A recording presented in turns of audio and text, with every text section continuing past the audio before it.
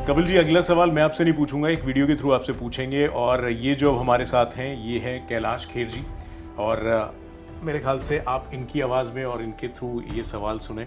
नमस्कार, मैं हूं कैलाश खेर और मैं हमारे माननीय मंत्री जी, जो हमारे संस्कृति और टूरिज्म के दिल्ली सरकार के मंत्री कपिल मिश्रा जी हैं, उनसे एक बहुत ही प्यारा प्रश्न करता हूं। दिल्ली अपने आप में बहुत ही कमाल की जगह है, ऑडियंस की तरह दिल्ली के लोग बड़े प्यारे हैं, लेकिन मैं मंत्री जी से पूछता हूं कि अब हमारी सरकार, दिल्ली सरकार, क्या कॉन्सर्ट्स के लिए, कॉन्सर्ट्स की इकोनॉमी बढ़ाने के लिए कोई कदम उठा रही है? सबसे पहले तो आभार, आपने इसी बहाने कैलाश जी की आवाज़ सुनवा दी। और अभी मैंने दिल्ली में जितने भी कॉन्सर्ट करने वाले जो आयोजक हैं, जो इवेंट ऑर्गेनाइजर्स हैं, उनके साथ मैंने एक चर्चा की थी, उन सबको बुलाया था।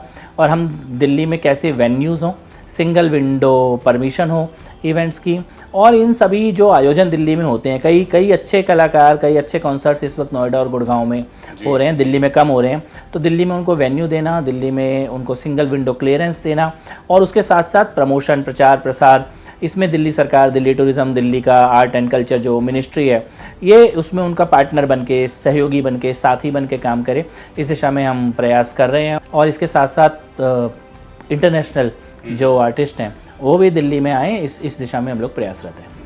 कैलाश जी को सुनने का वक्त मिलता है सर आपके?